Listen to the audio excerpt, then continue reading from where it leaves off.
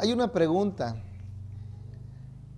que un día le hizo Jesús a Pedro. Pedro ya había negado al maestro. El Señor Jesús trató de restituirlo. Incluso cuando Jesús se despierta de la tumba, Él le dice a María Magdalena, le dice, mira, ve a los discípulos y dile a Pedro, que ahí los veo al ratito.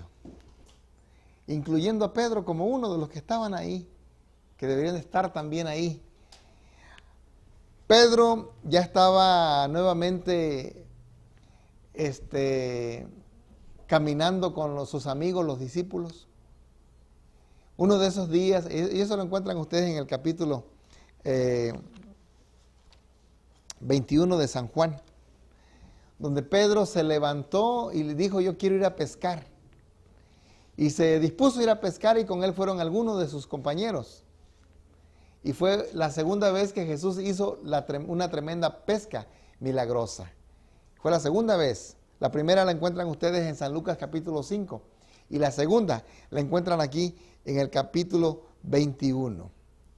Después de que llegan los discípulos con los peces y se acercan a Jesús, comen, desayunan esa mañana, Jesús comienza a caminar a la orilla del mar. Y ahí al lado de él va Pedro.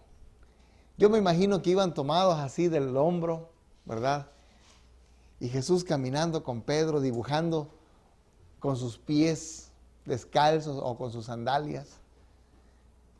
Ahí sus pies en la arena del mar. Pedro acababa de ver una tremenda manifestación de Cristo. Era la segunda vez que él contemplaba esto. La primera vez, cuando Pedro vio que Jesús le dijo, mira, boga mar adentro y vamos a pescar. Ahora Pedro se acordaba de que había ese día, al iniciar su ministerio, él había contemplado, había experimentado una pesca milagrosa. Ahora Jesús había hecho nuevamente que pescaran nuevamente. Ahora Pedro sabía de que al lado de Jesús, podían ocurrir cosas tremendas. Y es entonces, cuando él quería saber si Jesús todavía lo incluía entre esos discípulos, Jesús le hizo la prueba de hierro, de fuego. La prueba de fuego. Dice capítulo 21, verso 15 de San Juan. San Juan capítulo 21, verso 15. Cuando hubieron comido, Jesús dijo a Simón Pedro, dice, Simón, hijo de Jonás, ¿me amas más que estos? Le respondió, sí, Señor, tú sabes que te amo. Él le dijo que apacienta mis corderos. Volvió a decirle la segunda vez, Simón, hijo de Jonás, ¿me amas? Pedro le respondió, sí, Señor, tú sabes que te amo. Le dijo, pastorea mis ovejas. Luego le dijo la tercera vez, Simón, hijo de Jonás, ¿me amas? ¿Qué hizo Pedro? Pedro se entristeció de que le dijese la tercera vez, ¿me amas? Y le respondió, Señor, tú lo sabes todo, tú sabes que te amo. Jesús le dijo, apacienta mis ovejas. ¿Cuál es la prueba de amor que Jesús le estaba poniendo a Pedro?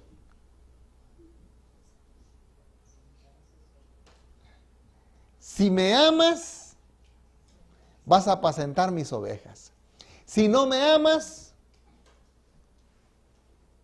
te va a valer un cacahuate, Pedro. ¿Cierto?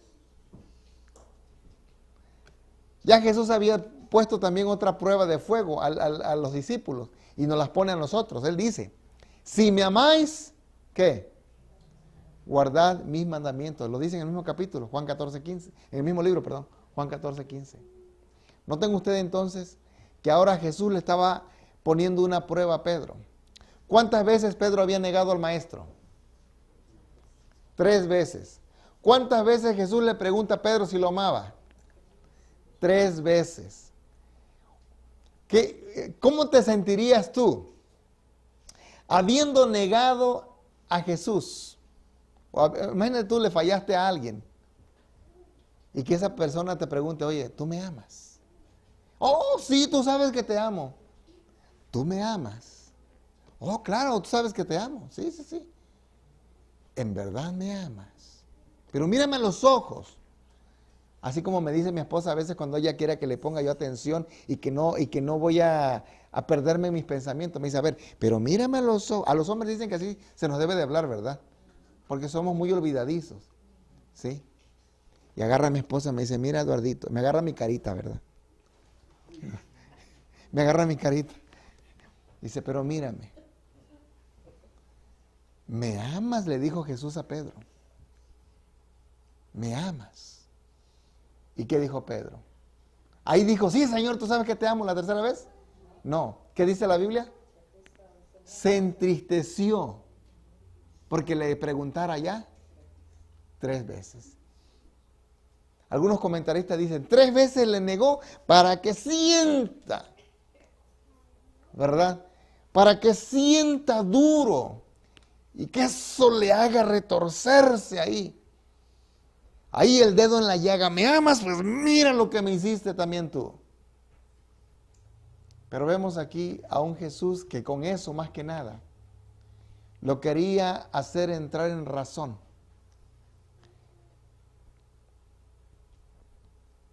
De que si en verdad estaba consciente de lo que estaba haciendo, iba entonces a cumplir con su misión. La verdadera prueba del amor a Dios, hermanos, no está en conocer tanto de Biblia. ¿Es importante en la vida del cristiano? Sí, Señor, sí es importante. ¿Es importante asistir al templo? Sí, Señor, es importante. ¿Es importante cumplir con todas las ordenanzas que la denominación, la iglesia o Dios ponga? Sí, es importante. Más cuando Dios lo habla. Y esos principios que la iglesia enseña están basados en la Biblia. Es importante.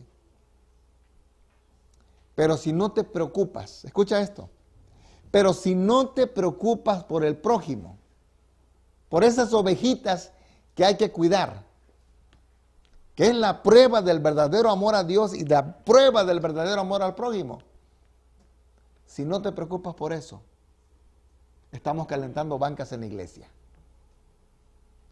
Así podríamos estar 50 años en la iglesia, toda tu vida en la iglesia, y no preocuparte por alcanzar a una oveja que el Señor te encargó cuidarla, de nada servirá. ¿Estoy siendo claro? De nada servirá porque en tu experiencia cristiana no hubo en verdad la experiencia de salvar almas. Y cada persona que llegue un día a la eternidad va a recibir una corona simplemente por llegar ahí. Pero en cada corona habrá una estrellita. Y esas estrellas son las almas que tú un día salvaste. A Pedro se le dijo, Pedro, si me amas en verdad, vas a apacentar a mis ovejas. Te pregunto, querido hermano, querido amigo, ¿qué tanto te preocupas por los que están a tu alrededor? ¿Se acuerdan que la semana pasada hablamos acerca de el camino a Jericó? Que tenemos nosotros que bajarnos de nuestro vehículo, de nuestro caballo, de nuestro burro y levantar al caído y escuchar cómo late ese corazón y revivirlo.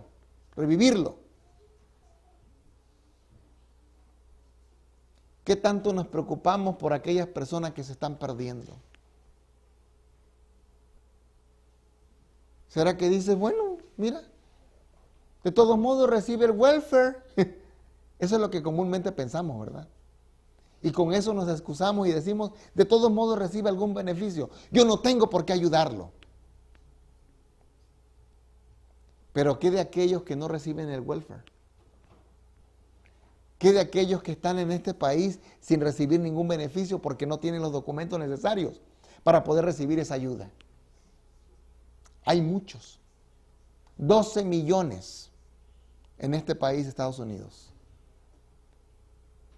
¿Qué hacemos por ellos? ¿Los dejamos morirse? Algunos dicen, ay, pero tienen buenos trabajos, mejor que el que tiene documentos. Posiblemente sí. Y qué bueno, porque demuestran que sí hay gente trabajando, hermano. Que hay gente trabajadora. Pero aún así hay necesidad de algo más que lo material, que el dinero no llena. ¿Qué es? La necesidad de Dios. La necesidad del conocimiento de Dios. Y tú y yo somos responsables ante Dios y ante los hombres. Y un día se nos va a pedir cuenta de aquello que tú y yo un día recibimos de parte de Dios. A quien más se le dio, más se le va a demandar. Este es un principio que Jesús estableció. Al que más recibió, más se le va a pedir. Al que se le dieron 5 talentos, ¿cuántos se le van a demandar? Los 5 talentos y también lo que haya hecho con esos 5. Pero ¿qué dice aquel que recibió 1? Ay, me dio miedo y como nada más era 1. Y al cabo que en mi tierra dicen que 1 no es ninguno. Estamos tan acostumbrados a creer que no tenemos o que no servimos para nada. ¡Qué mentalidad tan pobre! Ay, pastor, pero si yo no tengo ningún talento. ¡Mentira!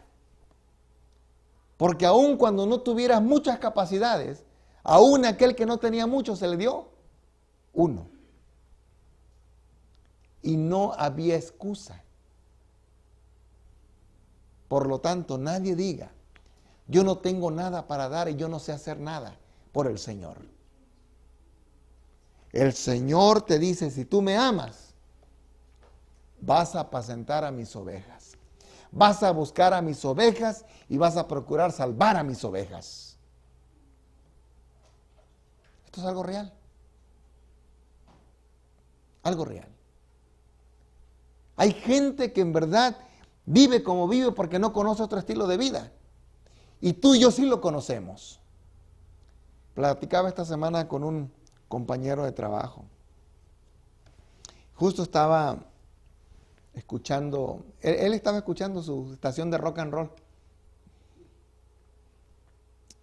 Y le digo, oye, le digo, ¿escuchaste el comercial que salió ahí ahorita? ¿Han visto ese comercial donde sale como un doctor, un profesor, algo así? Donde está haciendo ecuaciones y dicen, el cigarro mata más de 50,000 personas por año. ¿Sí lo han visto, no? Y luego al final dice, ¿are you okay with that? ¿Sí lo han visto? Dice, ¿está bien? ¿Estás tú bien ahí tranquilo como si nada con esto? ¿Sí? Y le digo, ¿escuchaste ese comercial? Y llega así, sí, Eduardo, yo sé. Porque a él le encanta fumar. Yo sé que el cigarro mata más de 50,000 personas al año en este país. Yo sé que hace mal. Mi esposa murió de eso, imagínate. Un enfisema pulmonar. Yo sé que es malo esto. Y yo le dije lo que dice el comercial. ¿Are you okay with that? Le digo, ¿estás bien con eso? Dice, mira, te voy a decir la verdad. Así me dijo. Yo siento que no le hago mal a nadie. No conozco otro estilo de vida. Y para mí, este estilo de vida está bien. Escucha, hermano. Hay gente que cree que con el estilo de vida que tiene, eso es vida. Y se están muriendo. Y te pregunto, se están muriendo. ¿Tú estás bien con eso, con el hecho de saber que se están muriendo? ¿Estás bien con eso? Vayamos a un texto. Ezequiel capítulo 33.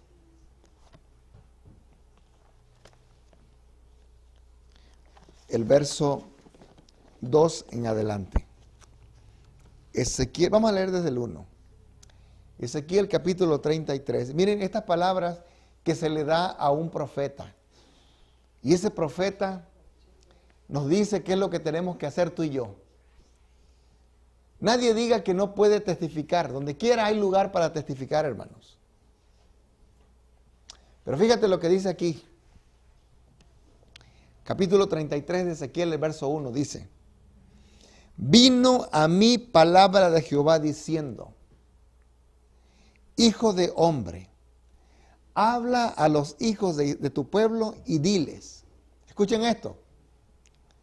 Cuando trajere yo espada sobre la tierra, y el pueblo de la tierra tomare un hombre de su territorio, y lo pusiere por atalaya, y él viere venir la espada sobre la tierra, y tocare trompeta y avisare al pueblo. Cualquiera que oyere el sonido de la trompeta, y no se apercibiere, y viniere la espada, lo heriré, su sangre será sobre su cabeza. Dice, el sonido de la trompeta oyó, y no se percibió, su sangre será sobre él, mas el que se apercibiere, librará su alma. Pero escuchen esto, hermano. Pocas palabras dice, hey, si hay centinela, ¿qué es un centinela o un atalaya? En los pueblos antiguos, en las ciudades antiguas, las bardas eran los muros de la ciudad, eran anchos. Uno de ellos, un ejemplo claro, es la famosa muralla china, en la cual pueden correr 2 carros, ¿verdad? Así, en un sentido contrario, o 2 juntos. Así de anchas son. Y la gente se quedaba así, miren, mirando a ver quién venía. Día y noche estaban parados. En la antigua muralla china se dice que la muralla china fue construida por los chinos para evitar la invasión de los pueblos mongoles. Y les pregunto algo. ¿Saben cuán efectivas fueron esas murallas chinas? No sirvieron para nada. Para nada sirvieron. ¿Saben para qué sirve la muralla china? Como para recuerdos solamente, ¿verdad? Y es el único objeto, y junto con el Cañón del Colorado, que se ven desde la luna. Pero para nada sirvió la muralla china, porque siempre hubo guardias que se vendieron y dejaban entrar a los intrusos. Ese era un mal centinela. Lo que está diciendo aquí la Biblia dice que si el pueblo ponía centinela o atalaya, como le quieran llamar, vigilante, un vigía, y es el tocar de trompeta cuando viene venir el pueblo invasor, dice, la culpa va a ser del pueblo, no del atalaya. Pero fíjense lo que dice aquí el verso 6. Pero si el atalaya viere venir la espada y no tocare la trompeta, y el pueblo no se apercibiere, y viniendo la espada hiriere de él a alguno, este fue tomado por causa de su pecado, pero demandaré su sangre de mano del atalaya. Es decir, un día el Señor le va a decir al atalaya, tu hermano se murió por tu culpa. He died because of you. It's your fault. Es tu culpa. Porque sabiendo que venía el mal, ¿qué pasó? No dijiste nada. Y yo voy a demandar la sangre de ese cristiano. Voy a demandar la sangre de ese compañero de trabajo. Voy a demandar la sangre de ese estudiante que está contigo, tu compañero de escuela. Porque escuchen, chicos, niños, aún nosotros como estudiantes testificamos si pertenecemos o no a Jesús. Yo un día, cuando recién me hice cristiano, escuchen, yo no sé si les conté esto ya en una ocasión, yo era bien salvaje, hermanos. Yo era bien salvaje. Peleonero, gritón, mal hablado. Todavía lo soy. Pero el Señor está en construcción conmigo. Todavía estamos en construcción. No soy tan mal hablado, dice mi esposa. Ya no. Pero hermanos, cuando yo me hice adventista, un día fuimos a una reunión de laicos. 60, 70 iglesias se reunían. Y vaya que en la ciudad donde yo soy, es fácil encontrar un adventista porque la mayoría, hay mucho. Y recuerdo que ahí vi a algunos compañeros de escuela que se juntaban conmigo para hacer travesuras. Y yo recuerdo que me acerqué a uno de mis amigos, a Beto. Y le dije a Beto, Beto, tú siendo cristiano, pues como yo era bien pelado de la boca, todavía yo no me bautizaba. Le dije, tú siendo cristiano nunca me enseñaste a refrenar mi lengua y tú hablas las mismas palabras que yo hablo. Andas haciendo las mismas travesuras que yo hago. Y le dije también a una amiga, le digo, que encontré también ahí, le digo, ¿cómo es posible? Le digo, que tú siendo cristiana te comportas como una que no es cristiana. Nada más se quedaron callados los dos. Hermanos, la gente tiene que saber acerca de Jesús a través de nosotros. Es cierto que por nuestra actitud y nuestra conducta, la gente sabe acerca de Jesús, pero cuando haya que abrir la boca, ábrela. Porque es necesario abrirla para que la gente sepa que tú conoces a Jesús. No te conformes solamente con el buen testimonio. El buen testimonio, hermano, es cierto que es súper necesario. Hay gente que habla de más y hace poco, ¿cierto?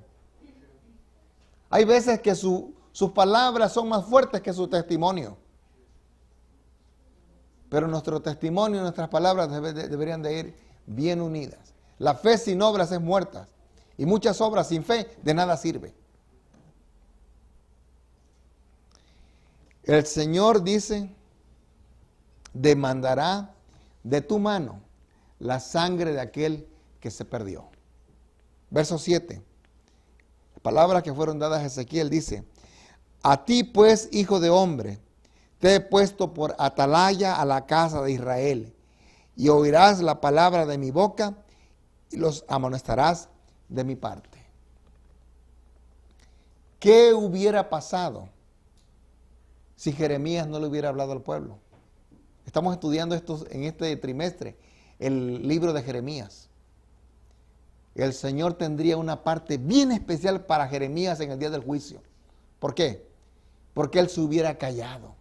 Pero como él habló, sus manos están limpias de esa sangre, ¿cierto? ¿Por qué? Porque él dijo, el mal va a venir. Y aquellos que no escucharon a Jeremías se van a perder. ¿Por qué? Porque aún sabiendo que venía de parte de Dios, quisieron taparle la boca, quisieron callarlo, no escucharon y fueron llevados al cautiverio. Hermanos, mucha gente se está perdiendo porque nosotros no somos capaces de decirles que viene el mal.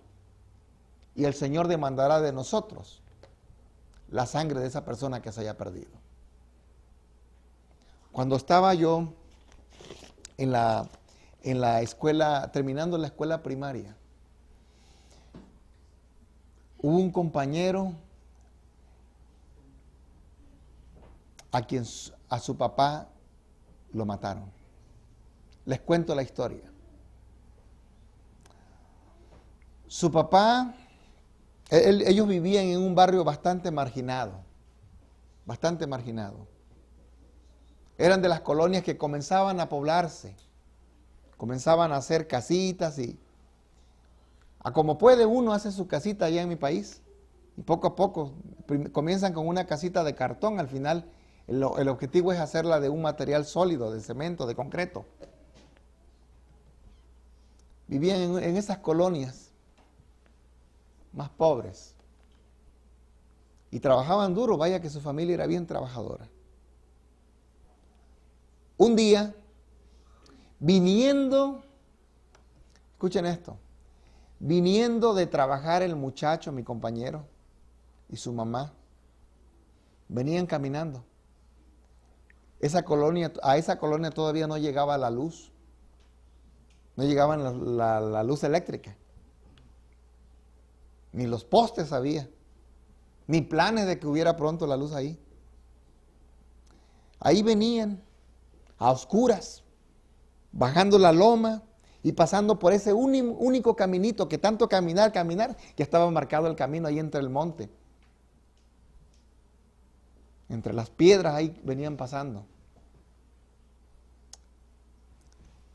De repente estaba alguien tirado ahí en el camino. La mamá agarra al muchacho, a su hijo, niño todavía. Vente, hijo, no vaya a ser alguien que te vaya a hacer mal. Algún mal. Y la persona que estaba ahí estaba quejándose.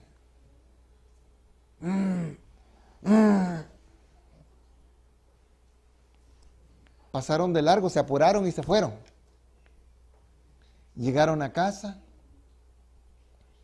Dieron las 10 de la noche, no llegaba el papá de este muchacho. 11 de la noche, 12 de la noche. Pasó toda la noche. A la mañana siguiente les corren a tocar la puerta. Vecina, allá arriba está su esposo muerto. Y corrieron a ver. Era el hombre por el cual habían pasado cerca de ahí. Que de haberlo socorrido ese día, esa noche cuando pasaron y estaba quejándose, lo hubieran salvado posiblemente. Era su mismo familiar. Estaba ahora muerto. ¿Se imaginan ustedes? Lo que hubiera pasado, podían haberlo salvado. A ese hombre lo habían asaltado, le habían dado una cuchillada. Podían haberlo salvado posiblemente, pero por no comprometerse muchas veces. Y ahí aquí el problema de nosotros. Nosotros no hacemos mucho porque tenemos miedo de comprometernos y sobre todo miedo a comprometernos con Dios. Yo te invito en esta hora a que te comprometas con Dios, hermano. Yo te invito a que tomes en serio tu llamado. Te invito a que pongas en verdad tu vida en las manos de Dios y que consideres que tú has sido llamado para ser un centinela para aquellos que no conocen acerca de Dios. Tú eres el que tiene que gritarle a la gente que el fuego viene. Tú tienes que gritarle a la gente que el fuego está por venir. Y que es necesario prepararse. Y si la gente no se prepara por culpa tuya, el Señor demandará de ti esa sangre. Porque si no nos sentimos, no nos hemos sentido motivados para trabajar por aquellos que se están perdiendo, quiere decir que el amor verdadero de Dios en nuestra vida no está. Pastor, nos está condenando. Es que, hermanos, es lógico. Si amas a Dios, ¿a quién más vas a amar? Al prójimo. Y si amas al prójimo, vas a desear su salvación. Pero si no amas a tu prójimo, no vas a desear su salvación y por lo tanto, el Señor demandará de ti. Jesús dijo, ¿verdad?, que cuando Él junte las naciones, Él va a apartar, así como el pastor aparta las ovejas de los cabritos. Y Él va a decir, ¿verdad?, cuando tuve hambre, no me diste de comer. Cuando tuve sed, no me diste de beber. Pero Señor, ¿cuándo te vimos hambriento? ¿Cuándo te vimos sediento? ¿Cuándo te vimos en la cárcel? ¿Cuándo te vimos enfermo? Por cuanto no lo hiciste a uno de estos mis pequeñitos, a mí no me lo hiciste. Pero a aquellos de la derecha, aquellos le preguntarán, Señor, ¿por qué a nosotros sí nos está dando la vida eterna? Porque cuando tuve hambre me diste de comer. Estuve necesitado y me visitaste. Bien. Hermanos, noten ustedes entonces que en el juicio final es en verdad basado en las obras. ¿Cómo está eso? El juicio es basado en obras, sí. La salvación es por la fe y el juicio es por las obras. Porque la fe sin obras es muerta. Muéstrame tu fe, yo te muestro mis obras. Ambas cosas tienen que ir juntas. Aquel que en verdad tenía a Jesús en su corazón, visitó enfermos, ayudó al necesitado, al menesteroso. Aquel que no tenía la fe, no se vio motivado para hacer nada por los que estaban sufriendo, porque de haber sido lo contrario, hubiera hecho lo que era necesario. Por eso te pregunto en esta mañana, querido amigo, querido hermano, ¿qué estás haciendo por Cristo? ¿Estás haciendo la obra que Él te encargó? Levántate, despiértate. Es necesario en verdad que hagamos la obra que Cristo quiere que hagamos. De lo contrario, hermanos, quiere decir que algo está fallando en nuestra vida. Y este mensaje no es un mensaje de condenación. Por el contrario, es un mensaje de amor. El Señor te llama a que te despiertes. El Señor te dice, mira, yo quiero que seas parte del gozo eterno. ¿Tú te imaginas cuánto gozo hay en el cielo por un pecador que se arrepiente? Jesús lo dijo. Dice, así hay gozo en el cielo cuando un pecador se arrepiente. Cada persona que baja a las aguas bautismales, cada persona que confiesa su pecado, en el cielo hay un tremendo alboroto. Hay fiesta. Ahora imagínate tú si en esta mañana tú decides en tu corazón, yo tengo que ganar un alma para Jesús. Yo voy a hacer una atalaya para aquella persona que se está perdiendo. Y en mi mente tengo ya una lista. Y voy a trabajar por esa persona. Voy a ir, platicar con ella y decirle, mira, Cristo te ama. Hazlo, hermano, y te digo una cosa. Va a haber un gozo tremendo en el cielo.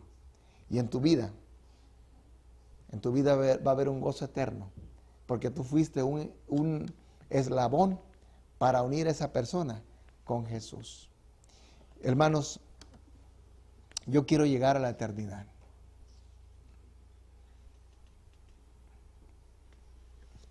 Y una de las cosas que quiero hacer cuando llegue a la eternidad es encontrarme con dos Marías. Con María, viuda de Aguirre. Esa viejita que pasaba todos los sábados en la mañana ahí por enfrente de la casa. ¡Lalito! Así me gritaba. ¿Cómo me caía mal que me gritara así? Vamos a la iglesia, Lalito. Yo decía, ay, viene esa viejita latosa.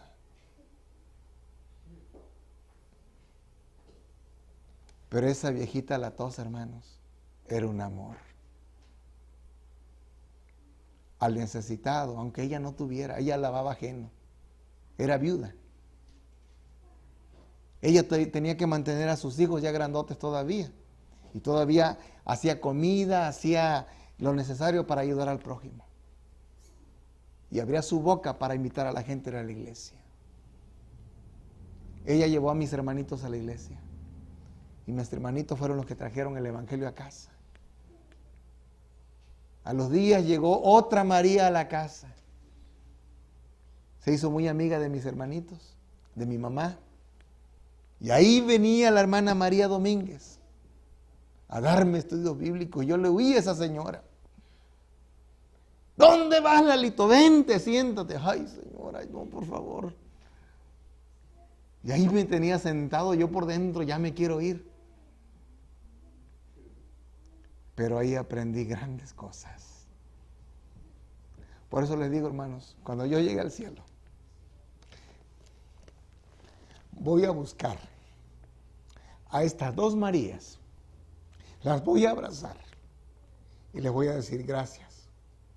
Porque aunque no me gustaban las primeras veces que me buscaran, finalmente encontré al Señor y lo acepté.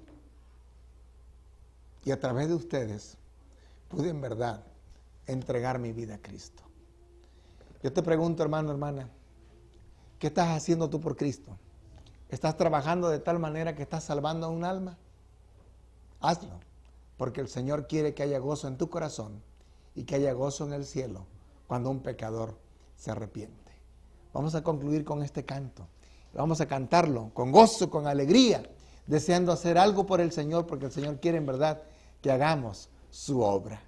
Y yo pregunto, ¿no quieres comprometerte con el Señor? Ponte de pie y di, en este año, lo que resta de este año, yo voy a trabajar por el Señor.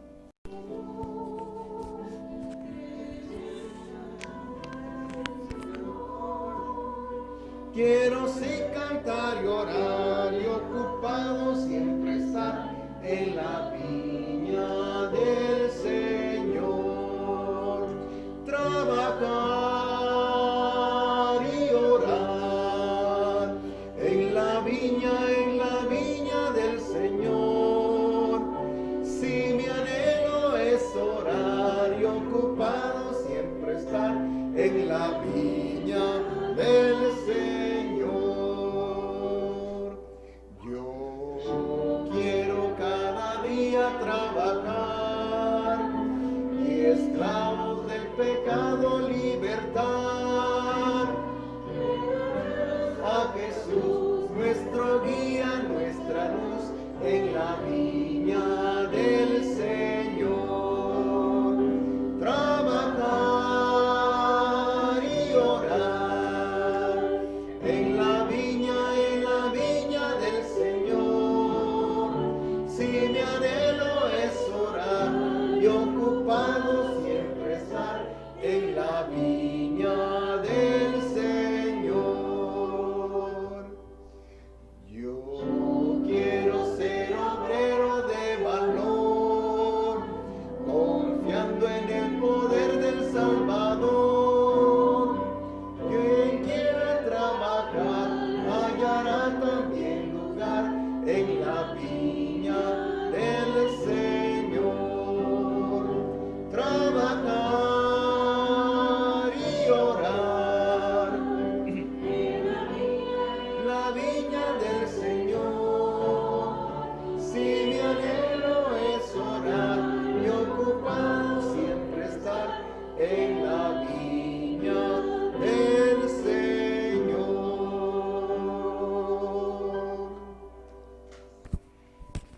Oremos. Amado Padre que moras en los cielos, santificado sea tu nombre.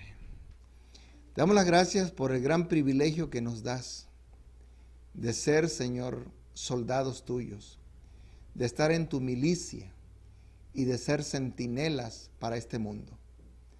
Pedimos, Señor, que motives en nuestras vidas ese deseo de seguirte sirviendo, el deseo, Señor, de ser fieles a ti.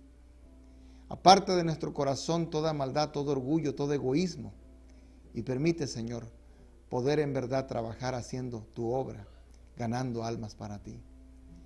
Gracias por tu amor y bondad en el nombre de Jesús. Amén.